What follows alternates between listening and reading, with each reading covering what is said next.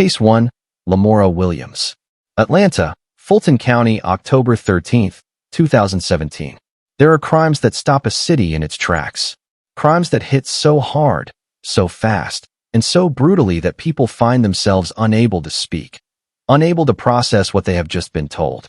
What happened in a Northwest Atlanta apartment on October 13, 2017, was that kind of crime. And the woman at the center of it was not a stranger. She was not a threat that came from outside. She was the children's own mother. Lamora Williams was 24 years old when she made a 911 call that would unravel into one of the most horrific discoveries in Atlanta's modern history. When officers and emergency responders arrived at her apartment on Donald Lee Hollowell Parkway in the Castleberry Hill area of Atlanta, they came expecting to respond to what the call had suggested, a possible accidental emergency involving children. What they found instead was something that would shake even the most experienced first responders to their core. Inside that apartment, investigators discovered the bodies of two toddler boys, Jacarter Penn, who was just 1 year old, and Quinton Penn, who was 2 years old. The children, little boys who had barely begun to experience the world, had been placed inside the kitchen oven. They had been burned. They were dead. Let that land for a moment. Two toddlers, 1 year old and 2 years old, placed in an oven by their mother. The investigation moved quickly. Atlanta Police Department detectives began piecing together the timeline of events and found almost immediately that Lamora Williams had not called 911 in a state of panic over discovering something terrible. She had called in a fabricated scene. The evidence at the scene and the witness statements that followed told a story that prosecutors would later lay out in precise, devastating detail during trial. What made this case even more staggering was the behavior Lamora Williams exhibited before, during, and after the deaths of her children. According to evidence presented at trial, Williams had been communicating with the father of the children, a man who was not in Atlanta at the time, during the period surrounding the children's deaths. She had sent him messages that were not the desperate, broken communications of a mother in crisis. They were chilling in their detachment. Investigators and prosecutors pointed to this evidence as a clear indicator of Williams's state of mind and her understanding of what she had done. The apartment itself was described by investigators as chaotic and unsafe, a living environment that raised immediate red flags about the conditions in which these children had been living even before the night of their deaths. The children had other siblings in the home. The full scope of what those children had been living through painted a deeply troubling picture. Lamora Williams was arrested and charged with multiple counts of murder and felony murder. Prosecutors made clear from the outset that they intended to seek the most severe penalties available under Georgia law. The case moved through the Fulton County court system over the following years, with Williams initially entering pleas and the case going through numerous legal proceedings. In November of 2024, more than 7 years after the deaths of Jacarter and Quinton, Lamora Williams was convicted by a jury on 14 counts, including 2 counts of malice murder and 2 counts of felony murder. The jury had sat through testimony and evidence that prosecutors described as some of the most difficult material they had ever presented in a courtroom. Jurors heard from investigators, from medical examiners, from expert witnesses, and from those who had knowledge of Williams's actions before and after the children's deaths. When sentencing came, it was unambiguous. Lamora Williams was sentenced to life in prison without the possibility of parole, plus an additional 35 years. She will die inside a Georgia prison. There will be no parole hearing. There will be no second chance. The jury and the judge had heard enough to be absolutely certain that Lamora Williams should never again have access to a child, to a family, or to the outside world. Jacarter Penn was 1 year old. Quinton Penn was 2 years old. They deserved birthday cakes and bedtime stories and the chance to grow up. They got none of those things. But thanks to the work of the Atlanta Police Department, the Fulton County District Attorney's Office, and a jury that refused to look away from the evidence, their lives were not forgotten. And the woman who took those lives will spend every remaining day of hers behind bars. If this case hit you the way it hits everyone who hears it for the first time, if you believe that these children's stories deserve to be heard by as many people as possible, please take a moment right now to like this video, leave a comment below, and hit that subscribe button. Because on Cold Case Revisited, we do not let these cases fade into silence. Case 2. Sophia Williams. DeKalb County, Decatur 2022. Every child goes through the process of learning to use the bathroom. It is a developmental milestone, sometimes frustrating for parents, always messy, always requiring patience. It is one of the most ordinary, universal parts of raising a young child. For 4-year-old Anthony Weiss, that ordinary childhood milestone became the reason his mother beat him to death. Sophia Williams lived in DeKalb County, in the Decatur area of Metro Atlanta, with her young son Anthony. Anthony Weiss was 4 years old, a little boy who, by every account, should have had years of childhood ahead of him. Years of learning to read, to ride a bike, to make friends, to grow. Instead, what he experienced in the care of his own mother was sustained physical violence, and ultimately a death so brutal that even hardened investigators described their response to the scene as one of the most emotionally difficult of their careers.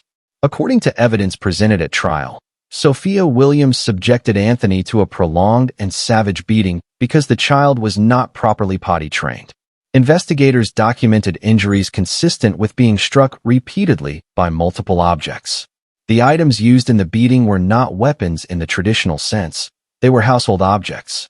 Her hand, a house slipper, a purse strap, a charging cord, objects that every parent and child has in their home. Objects that should never become instruments of lethal violence against a 4-year-old child. The medical examiner's findings were extensive and devastating. Anthony's injuries were not the result of a single outburst. The nature and distribution of his injuries told the story of a child who had endured repeated, sustained physical abuse over time. His small body bore the marks of what investigators characterized as an escalating pattern of violence. Violence that on this particular occasion went far beyond what his tiny body could survive. When law enforcement was alerted and responded to the Williams residence, the scene they encountered made the charges against Sophia Williams almost immediately clear. The investigation by DeKalb County Police and the DeKalb County District Attorney's Office built a case that prosecutors described as both overwhelming in its evidence and heartbreaking in its facts. Sophia Williams was charged with malice murder, felony murder, cruelty to children in the first degree, and aggravated battery. She went to trial in DeKalb County, and in December of 2025, the jury returned its verdict, guilty on all counts. The verdict came after jurors heard testimony from medical experts who detailed in clinical, precise terms what Anthony had endured, and from investigators who described the scene inside that home. Sophia Williams was sentenced to life in prison without the possibility of parole, plus an additional 10 years. She will never leave prison. She will never again hold a position of authority over a child. The court made that determination with absolute clarity, and the sentence reflects the totality of what Anthony Weiss suffered at the hands of the one person in this world who should have protected him above all others. Anthony Weiss was 4 years old. He was learning. He was growing. He was a little boy doing exactly what little boys do. He did not deserve to die for it. And in a DeKalb County courtroom, the system that failed to protect him while he lived made sure that his death would not go unpunished. If you are watching this and you believe that Anthony's story matters, that his life was worth more than the way it ended, please like this video, leave your thoughts in the comments, and subscribe to Cold Case Revisited. These are the stories that need to be told. Case 3, Leilani Simon. Chatham County, near Savannah, October 2022. The morning of October 5th, 2022 began like any other morning in the community of Plea, just outside Savannah in Chatham County, Georgia. Then a phone call was made. And within hours, one of the largest child search operations in Georgia history was underway. A search that would ultimately uncover not a missing child, but a murdered one, and a mother who had orchestrated one of the most calculated deceptions law enforcement in the region had ever encountered. Quinton Simon was 20 months old. A baby, really, still closer to infancy than to toddlerhood. He had dark hair and a round face, and by all accounts, he was a lively, curious little boy who had just begun to fully experience the world around him. On that October morning, his mother, Leilani Simon, called 911 to report that Quinton was missing, that she had put him to bed, and when she woke up, he was gone. The community of Plea, the Chatham County Sheriff's Office, the FBI, and volunteers from across the region mobilized immediately. Searches were conducted. Tips poured in. Quinton's face was everywhere, on news broadcasts, on social media, on posters in windows, and on telephone poles. The search for Quinton Simon became one of the most widely covered missing child cases in Georgia in years. But from very early in the investigation, something about Leilani Simon's story did not add up. Investigators noted inconsistencies in her account of the night before, inconsistencies in timing, in details, in the way her story evolved when questioned. Surveillance footage from the area told a story that conflicted with the narrative she was presenting. And as investigators dug deeper into the dynamics of the Simon household and the recent history of Quinton's life, a picture began to emerge that pointed not toward a stranger abduction, but towards something far closer to home. Approximately 3 weeks into the search, after one of the most extensive, resource-intensive child recovery operations in Chatham County history, investigators made the grim discovery they had feared. The remains of Quinton Simon were found at the Waste Management Landfill in Baxley, Georgia, in Applin County, a landfill that received refuse collected from the Pooler area. The trash from Quinton's neighborhood had been collected and transported there. His mother had put him in the garbage. The discovery was simultaneously the answer investigators had been working toward and a moment of profound, grief-laden devastation for everyone involved in the search. For the volunteers who had walked fields and searched waterways hoping to bring a little boy home safely, the news was crushing. Leilani Simon was arrested and charged with murder and a range of related charges. As the investigation deepened, prosecutors built a case that went beyond the events of that single night in October. Evidence presented at trial painted a portrait of a mother who had, in the weeks and months prior to Quinton's death, shown a troubling indifference to her son's well-being. Testimony established that Quinton had been subjected to neglect and abuse in the period leading up to his death. The trial itself was extensive and methodical. Prosecutors presented forensic evidence, witness testimony, surveillance footage, cell phone records, and expert analysis that systematically dismantled the story Leilani Simon had offered to investigators and, through the media, to the public. The defense presented arguments centered on alternative explanations, but the jury, after careful deliberation, was not persuaded. In November of 2024, Leilani Simon was convicted on 19 charges, including malice murder, felony murder, cruelty to children, and concealing the death of another. The verdict came nearly 2 years after Quinton's remains were recovered from that landfill, 2 years during which his family, the community of Pooler, and the thousands of people who had followed the case waited for accountability. Leilani Simon was sentenced to life in prison with the possibility of parole, but not until she has served a minimum of 40 years, a sentence that ensures she will be an elderly woman, if she is still alive, before any parole consideration is even possible. She also received an additional 10 years to be served consecutively. Quinton Simon never got to take his first real steps into childhood. He was 20 months old. He loved being read to. He was just beginning to learn words. He ended up in a Georgia landfill because the woman who was supposed to protect him above all else chose to discard him. But Chatham County made sure that choice would cost Leilani Simon everything. Every day of freedom she might have hoped to enjoy for the rest of her natural life. If Quinton's story moved you, if you think he deserved better than what he got, and that cases like his need to stay in the public conversation, please like this video, drop a comment, and subscribe to Cold Case Revisited. We keep these stories alive. Case 4, Chloe Alexis Driver. Cherokee County, Canton, December 8, 2020. There are cases in true crime investigation where the question of mental illness and criminal responsibility becomes the central battleground of the entire legal proceeding. Cases where the facts of what happened are not seriously in dispute, but where the question of what was happening inside the mind of the defendant, and what that means in the eyes of the law, becomes the lens through which everything else is examined. The case of Chloe Alexis Driver is one of those cases. And yet, for all its legal complexity, at its center remains one simple, devastating fact. A 13-month-old baby girl named Hannah Nicole Driver was stabbed to death, and her mother did it. Chloe Alexis Driver was a 23-year-old woman living in Canton, in Cherokee County, in the northern suburbs of Atlanta. On December 8, 2020, in the middle of a global pandemic that had already upended the world, something happened inside the Driver home that would set into motion a chain of legal events that the Cherokee County court system would be navigating for years to come. According to investigators and the evidence presented at trial, Chloe Driver stabbed her 13-month-old daughter Hannah 4 times. The baby died from her injuries. When first responders arrived and law enforcement began its investigation, they discovered a scene and a set of circumstances that immediately raised the question of the defendant's mental state, a question that would ultimately define the trajectory of the entire case. What emerged through the investigation was a disturbing context that extended well beyond the 4 walls of the Driver home.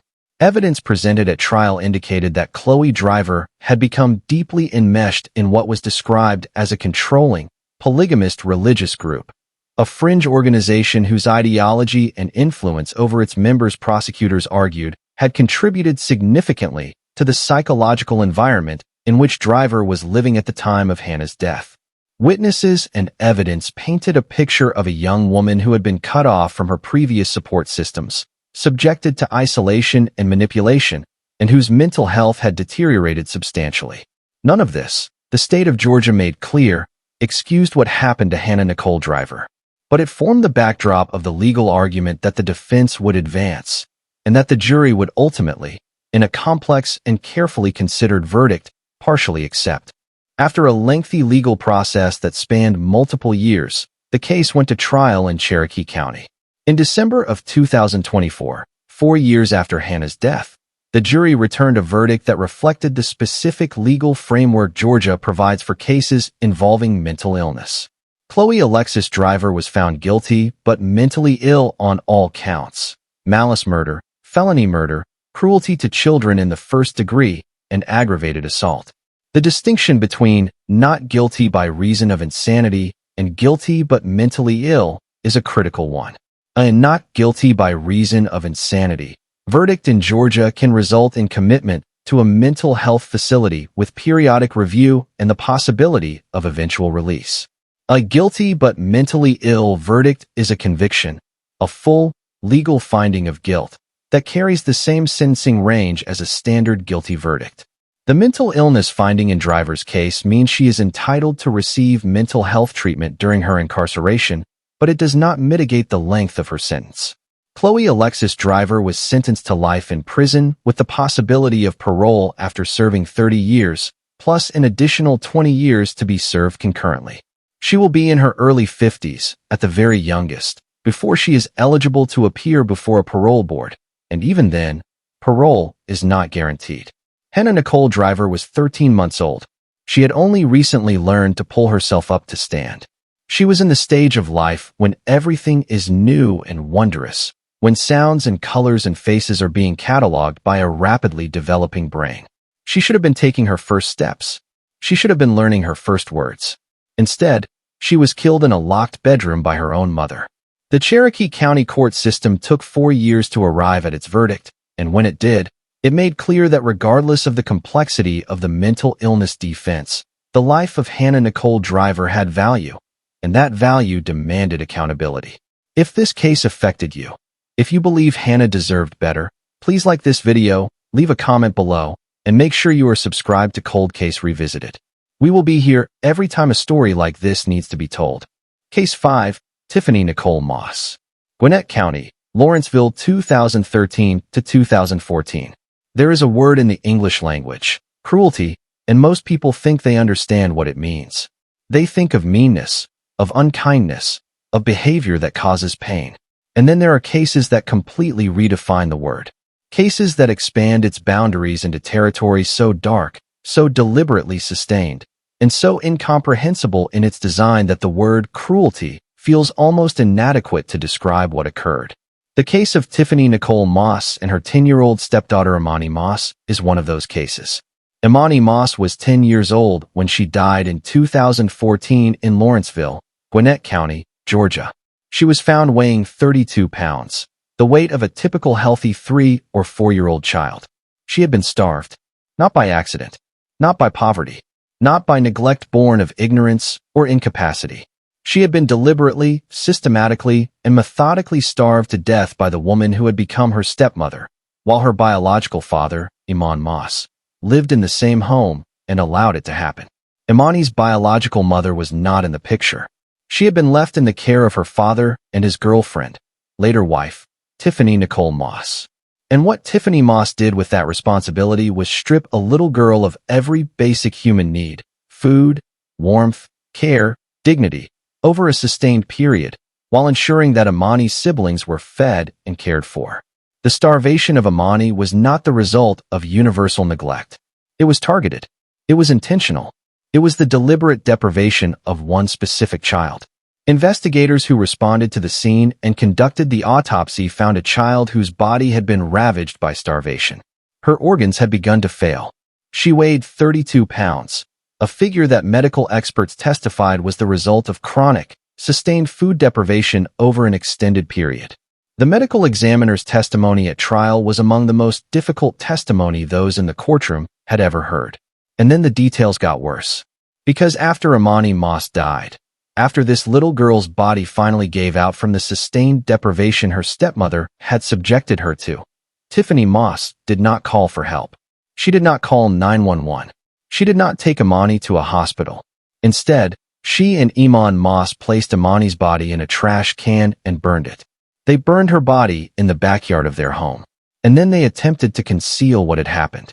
The discovery of Emani's burned remains and the subsequent investigation by the Gwinnett County Police Department and the Gwinnett County District Attorney's Office revealed the full scope of what had been happening inside that Lawrenceville home. Emani's school had noted her absence. Neighbors had noticed things that, in retrospect, were red flags. But the system's warnings had not been acted upon in time to save her. Emani Moss, Emani's biological father, cooperated with prosecutors and pleaded guilty to cruelty to children. He was sentenced to life in prison. His testimony helped build the case against his wife. Tiffany Nicole Moss went to trial. She chose to represent herself, a decision that legal experts found extraordinary given the severity of the charges and the weight of the evidence against her. She conducted her own cross-examinations. She offered her own opening and closing statements. And in April and May of 2019, after a trial that riveted Gwinnett County and much of Georgia, the jury returned its verdict. Guilty on all counts: malice murder, felony murder, cruelty to children, concealing a death. And the jury, in an act that reflected the totality of their judgment about what Tiffany Moss had done and who she was as a human being, sentenced her to death. Tiffany Nicole Moss is currently the only woman on Georgia's death row. She sits in the Lee Arundel State Prison, awaiting the outcome of her appeals and, ultimately, the carrying out of a death sentence that a Gwinnett County jury decided she deserved. Emani Moss was 10 years old. She should have been in the 4th or 5th grade, making friends, reading chapter books, complaining about homework, and dreaming about what she wanted to be when she grew up. Instead, she spent what may have been the final years of her life being denied food, warmth, and human dignity by the woman her father had chosen. She weighed 32 pounds, and she deserved so much more than that. If Emani's story stayed with you, if you want to make sure her name is never forgotten, please like this video, leave a comment, and subscribe to Cold Case Revisited. Every view is a reminder that Emani Moss mattered. Case 6, Evelyn Odom.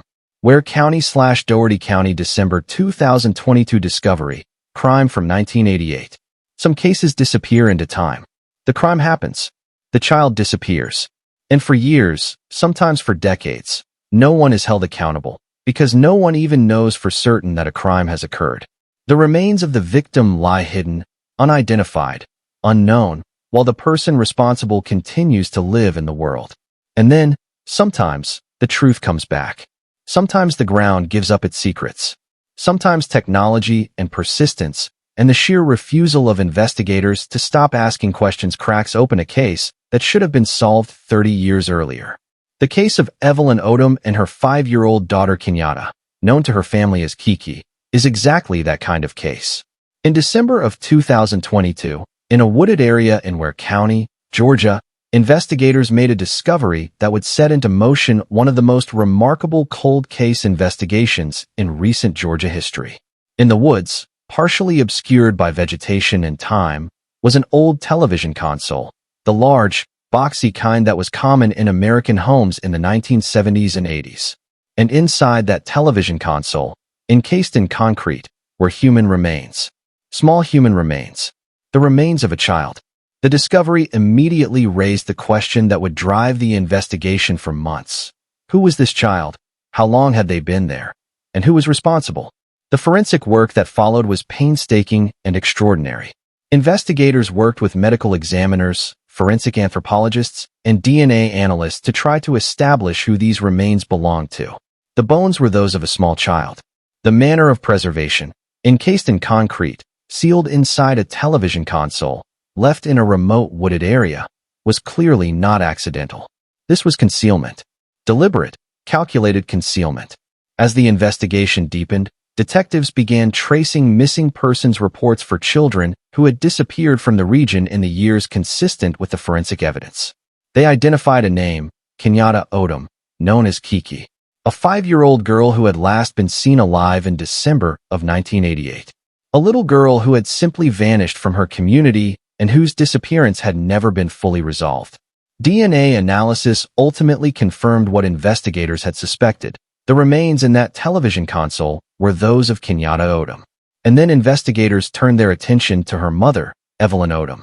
What emerged from the investigation was a story of a child's final days that is almost impossible to process. Evidence indicated that Kenyatta had been subjected to abuse, that she had been placed in a scalding hot bath, sustaining burns that ultimately proved fatal. And then, rather than seek medical help or report what had happened, Evelyn Odom and others involved in the concealment had wrapped the child's body, placed it inside the concrete-filled television console, and taken it to the woods, where it remained, undiscovered, for 34 years. 34 years. Kenyatta Odom's bones lay in those Georgia woods for 34 years while her mother went about her life. Evelyn Odom was arrested and charged with felony murder, cruelty to children in the first degree, conspiracy to conceal the death of another, and concealing the death of another. The charges reflected both what happened to Kenyatta and the extraordinary lengths taken to hide it.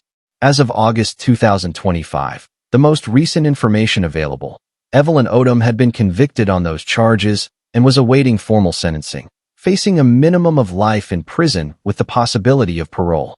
The full sentencing proceeding was expected to result in the most severe penalty the court could impose given the facts of the case. KeKe Odom was 5 years old in December of 1988. She was old enough to know her colors and sing songs and ask questions about the world. She was old enough to have friends and favorites and a little personality all her own. She spent 34 years unidentified in a Georgia forest. But she was not forgotten by the investigators who refused to stop looking. And the legal system is making sure that the woman who put her there will answer for it. If KeKe's story moved you, if you believe that no child should be forgotten, no matter how many years have passed, please like this video, leave a comment, and hit that subscribe button.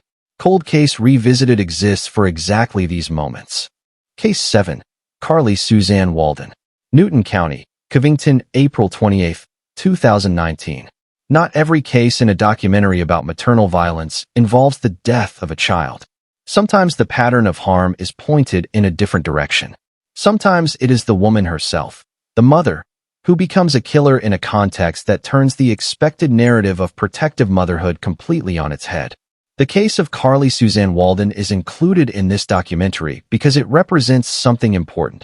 A reminder that the capacity for lethal violence in the cases we examine is not always directed downward, toward children, but can also travel in every direction, and that the deception that so often surrounds these cases is just as calculated, just as cold, and just as destructive as the violence itself. Carly Suzanne Walden was 22 years old on April 28, 2019, when she shot and killed her own mother, 57-year-old Andrea Walker, in Newton County, in the Covington area east of Atlanta. Andrea Walker was a woman who, by all accounts, had been doing what mothers do, trying to maintain a relationship with her adult daughter, staying involved in her life, remaining present, and caring even when that relationship was complicated. What Carly Walden did after shooting her mother is a story of fabrication so extraordinary, so detailed in its construction, and so bizarre in its specific elements that it became one of the most talked about aspects of the case when it came to trial. Rather than call 911 and report what she had done, Walden staged the scene and then contacted law enforcement with a story about an attack perpetrated by outside intruders. unknown individuals who had come into the home and committed the shooting. The specific details of the story Walden told investigators were striking. Among the elements of her fabricated account was a claim about women, strangers, who had been dancing on a ceiling fan inside the home. It was a detail so disconnected from reality that investigators and prosecutors would later note it as emblematic of the kind of story that someone constructs when trying to create a diversion, but also trying to establish a narrative that might point toward unusual circumstances or mental instability. Law enforcement in Newton County was not diverted for long. The physical evidence at the scene, the forensic analysis of the shooting, the examination of Walden's behavior and communications in the hours surrounding Andrea Walker's death, and the contradictions in her account all pointed in one direction, toward Carly Walden herself. She was arrested and charged with malice murder, felony murder, aggravated assault, and drug-related charges. The case went to trial in Newton County. Prosecutors laid out the evidence methodically, the forensics, the fabricated story, the inconsistencies, and the full picture of what had happened to Andrea Walker on that April evening. In April of 2022, Carly Suzanne Walden was convicted on all counts. She was sentenced to life in prison with the possibility of parole after serving 30 years, plus an additional 16 years to be served consecutively. She will be well into her 50s before she is eligible for any parole consideration. Andrea Walker was 57 years old. She was a mother who loved her daughter. She did not get to see justice served in the courtroom, but Newton County made sure it was served in her name. And Carly Walden will spend the next 3 decades behind bars before the state of Georgia even considers giving her another chance at freedom. If this case resonated with you, if you believe that justice for victims like Andrea Walker matters, no matter who committed the crime, please take a moment to like this video, leave a comment below, and subscribe to Cold Case Revisited. Every case here deserves to be heard. Case 8, Teresa and Bailey Black. DeKalb County cold case spanning 1999 to 2024. There are cold cases, and then there are cold cases. Cases that go not just years, but decades without resolution, where the victim remains unidentified, the crime remains unacknowledged, and the person responsible walks free simply because the truth has not yet had the opportunity to surface. The case of Teresa and Bailey Black and her 6-year-old son William Deshaun Hamilton is one of the most haunting of this type in Georgia history. A case where a little boy lay in a Georgia forest, unidentified, for more than 23 years. A little boy whose mother never reported him missing. A little boy whose absence from the world went unremarked, unpursued, and unresolved for over 2 decades. William Deshaun Hamilton was 6 years old in February of 1999. He was the age of a kindergartner, the age of a child who is just beginning to read, just beginning to understand the structure of the world around him, just beginning to form the memories that will carry through a lifetime. In February of 1999, he disappeared, and his mother, Teresa and Bailey Black, never told anyone. Not a missing persons report, not a welfare check, not a word to family, to neighbors, to schools, to anyone. William simply ceased to exist in the record of his mother's life, and his small body lay in the woods of DeKalb County, unidentified, while the years turned and the world moved on. It was not until more than 23 years later, in 2022 and 2023, that investigators working with forensic genealogy tools and advanced DNA analysis technology were able to do what had not been possible in 1999. Using genetic genealogy methods, the same tools that have cracked dozens of cold cases across the country in recent years, investigators were able to establish an identity for the child whose remains had been sitting in evidence for over 2 decades. The remains were those of William Deshaun Hamilton, and his mother was Teresa and Bailey Black. The investigation into Black was immediate and intensive. Law enforcement confronted her with what forensic science had established. The questions were simple and devastating. Where had William been since 1999? Why had he never been reported missing? What had happened to him? Teresa and Bailey Black was arrested and charged. The charges ultimately brought against her, and the charges that she faced at trial, included murder. However, the state of Georgia's ability to prove the specific cause of death and Black's direct culpability for William's actual death, given the degree of decomposition and the time elapsed, presented evidentiary challenges. After a lengthy legal process, The jury acquitted Black of the murder charges, but convicted her on the charge of concealing the death of another. In January of 2024, 25 years after Williams' body had been left in those DeKalb County woods, Teresa and Bailey Black was sentenced to 10 years in prison, the maximum allowed under Georgia law for the concealment charge. It is a sentence that many observers found inadequate given the circumstances, and that sentiment is entirely understandable.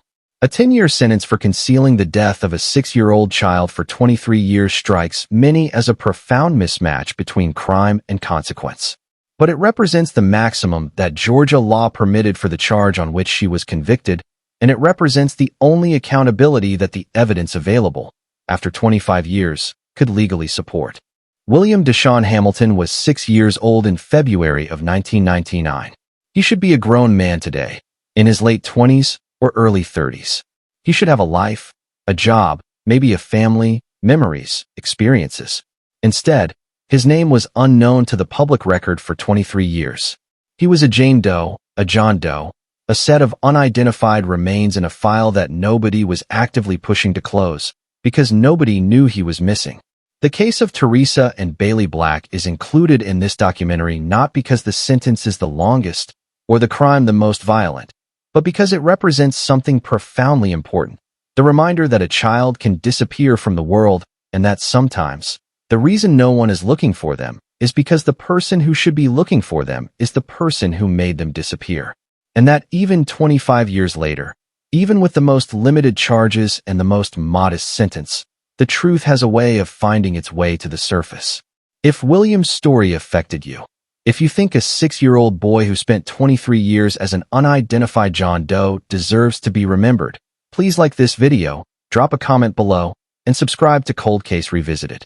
We find the cases that the years tried to bury. Case 9, Janie Lou Gibbs. Crisp County, Cordeal 1966 to 1967.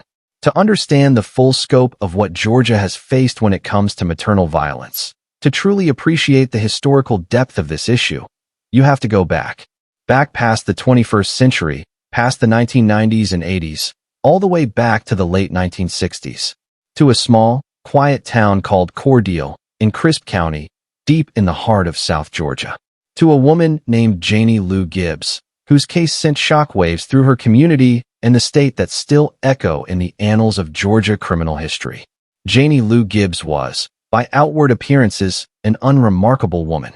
A wife and a mother living in small-town Georgia during the mid-1960s, a period when such communities were tight-knit, when neighbors knew one another, when the social fabric of daily life was woven through church attendance, community events, and the steady rhythms of family life. She was not a figure who drew attention or suspicion. She was a member of her community. She attended church. She was, by all visible measures, simply a Georgia wife and mother. But between 1966 and 1967, Janie Lou Gibbs poisoned 5 members of her own family. She poisoned them with arsenic, the poison that was, for much of human history, referred to as inheritance powder because of its historical association with those who stood to gain financially from the deaths of family members. And in Janie Lou Gibbs's case, financial gain was exactly the motive that investigators would eventually identify.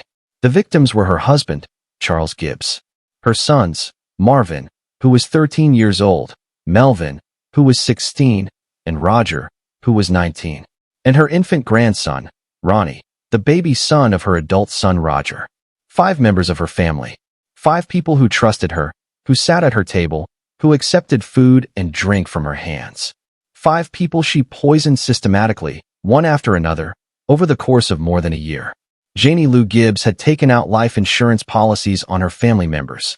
The deaths, which came in succession, were initially attributed to a mysterious illness, a hereditary condition, some suggested, given that multiple family members seemed to be affected by similar symptoms. In small-town Georgia in the 1960s, the infrastructure for the kind of sophisticated forensic investigation that would have uncovered arsenic poisoning quickly was not what it would later become. The deaths were mourned. The community offered sympathy. Janie Lou Gibbs collected the insurance payouts. It was the death of her infant grandson Ronnie, a baby whose death seemed particularly inexplicable and who had been in the specific care of his grandmother, that finally prompted deeper scrutiny. Exhumations were ordered, toxicological analysis was conducted, and the results were definitive: arsenic. In the bodies of Charles Gibbs, Marvin Gibbs, Melvin Gibbs, Roger Gibbs, and baby Ronnie. Arsenic that had been administered deliberately, over time, in fatal quantities. Janie Lou Gibbs was arrested on Christmas Day of 1967. The arrest of a grandmother, a church-going, community-embedded woman in a small Georgia town, on Christmas Day for the poisoning murders of her own family, sent a tremor through Crisp County and beyond that resonated far and wide. The legal process that followed was lengthy and complex. The case went through multiple phases of prosecution, complicated by questions of jurisdiction, which specific deaths could be prosecuted in which courts, and by the forensic and evidentiary standards of the era. It was not until May 9, 1976, nearly a decade after the killings began, that Janie Lou Gibbs was convicted on 5 counts of murder and sentenced to 5 consecutive life sentences. She served her time in the Georgia state prison system.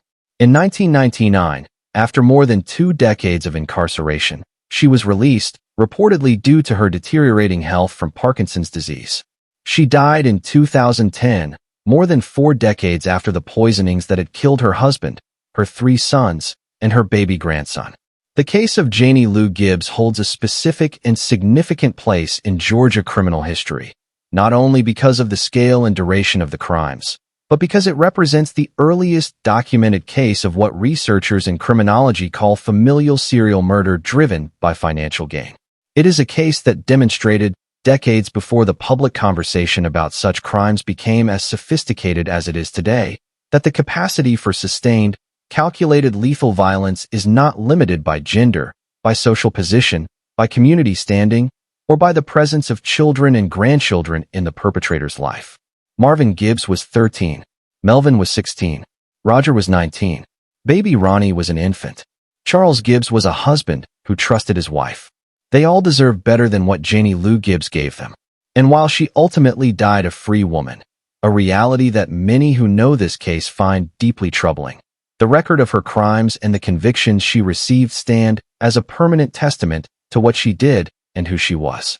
If the historical weight of this case stayed with you, if you believe that crimes from the 1960s still deserve to be examined and remembered, please like this video, leave a comment sharing your thoughts, and subscribe to Cold Case Revisited. History does not get to be forgotten just because it is old. Case 10, Brittany Nicole Hall, Gwinnett County, Norcross, November 2021. We come now to the final case in this documentary, and in many ways, it is a fitting case with which to close. Not because it is the most recent, though it is among the most recent. Not because it is the most widely covered, though it received significant attention.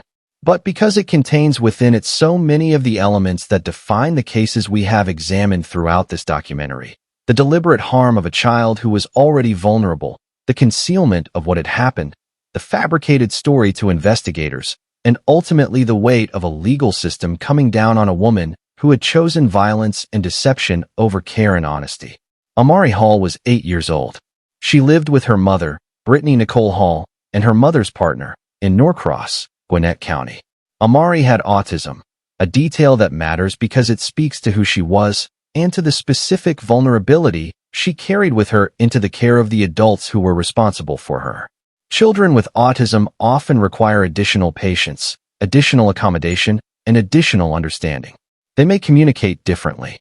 They may behave in ways that are challenging for caregivers who are not equipped or willing to respond with the patience that is required. Amari Hall, like many children with autism, depended on the adults around her in ways that went beyond ordinary childhood dependency. In November of 2021, Amari Hall was beaten to death. The beating was severe and sustained. Injuries that the medical examiner's findings would later establish as consistent with extreme physical violence. Amari's body was then taken from the family home and concealed in a wooded area in DeKalb County. She was not reported missing to authorities. No 911 call was made expressing concern for an injured or unresponsive child. Instead, Brittany Nicole Hall and her partner offered investigators a story that, as investigators quickly noted, did not hold together under scrutiny. It was the inconsistencies in the statements made by Hall and her partner, The details that did not align, the timeline that did not make sense, the explanations that shifted and changed when pressed, that led investigators from Gwinnett County to begin treating Amari's disappearance as a potential homicide investigation. The search for Amari Hall was launched, and when her body was found in those DeKalb County woods, the investigation shifted into a phase focused entirely on accountability. Law enforcement built the case with the systematic thoroughness that Georgia child death investigations have come to demand in the years since high-profile cases like Emani Moss exposed the critical importance of aggressive prosecution. The evidence was gathered. The forensic analysis was conducted. The witness statements were collected and scrutinized.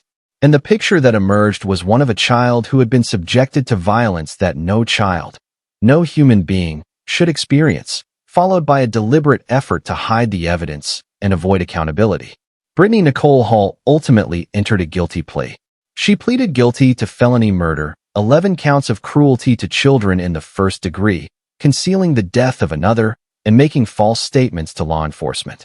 It was a plea that reflected the overwhelming weight of the evidence against her and a recognition that the facts of the case were not in genuine dispute.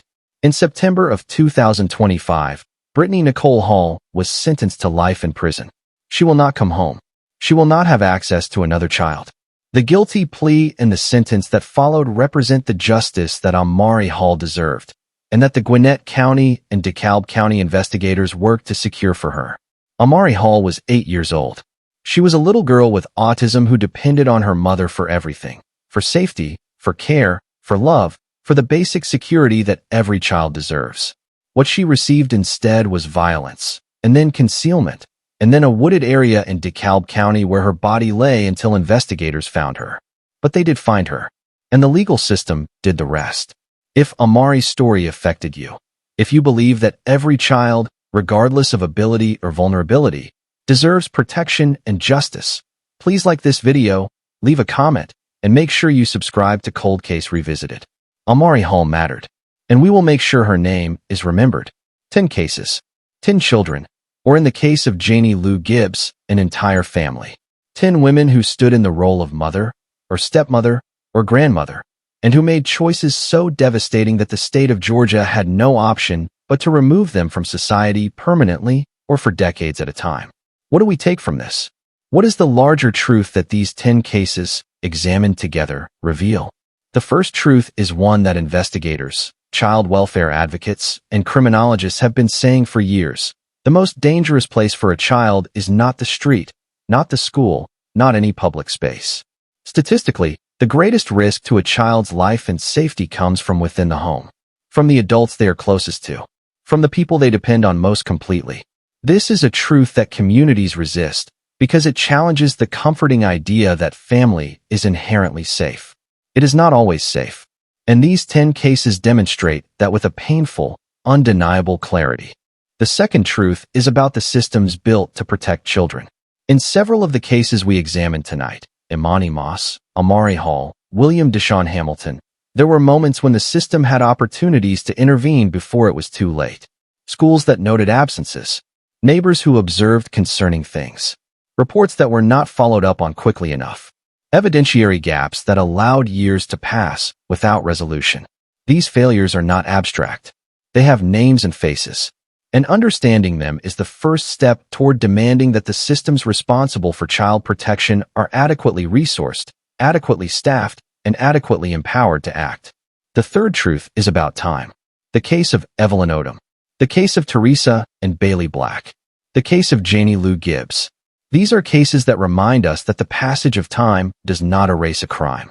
That technology, DNA analysis, forensic genealogy, the growing national databases of unidentified persons, has given investigators tools that were unimaginable decades ago, tools that are now cracking open cases that seemed permanently cold. If there is a message in those cases, it is this: no matter how many years pass, the truth has a way of surfacing. And the people who thought time had protected them are finding out that it has not. The fourth truth is the hardest one. It is the truth that despite all of these cases, despite the convictions, the sentences, the headlines, the documentaries, children are still being harmed. Right now, in homes across Georgia and across this country. And the only way to change that is for communities to remain vigilant, for systems to remain accountable, and for voices, on platforms like this one, to keep telling these stories, keep saying these names, and keep demanding that children's lives are treated as the precious, irreplaceable things they are.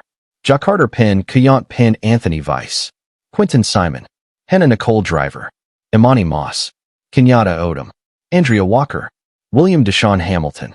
The victims of Janie Lou Gibbs, Charles, Marvin, Melvin, Roger, and baby Ronnie. Amari Hall. Their names should be spoken. Their stories should be told. Their lives should not be reduced to case numbers or legal proceedings or documentary segments. They were people. They were children. They deserved everything. This has been Cold Case Revisited. Thank you for watching, for caring, and for refusing to look away from these stories. Because looking away is what allows them to happen in the first place. If this documentary meant something to you, if you watched all the way to the end and you believe these cases deserve to be heard by as many people as possible, please like this video right now, leave a comment with the name of the case that affected you most, and make sure you are subscribed to Cold Case Revisited so you never miss an episode. Share this video with someone who needs to see it. Because every share is another voice added to the chorus that says, "We see these children. We remember them. And we will not be silent." This is Cold Case Revisited. Until next time, stay informed, stay vigilant, and never stop asking questions.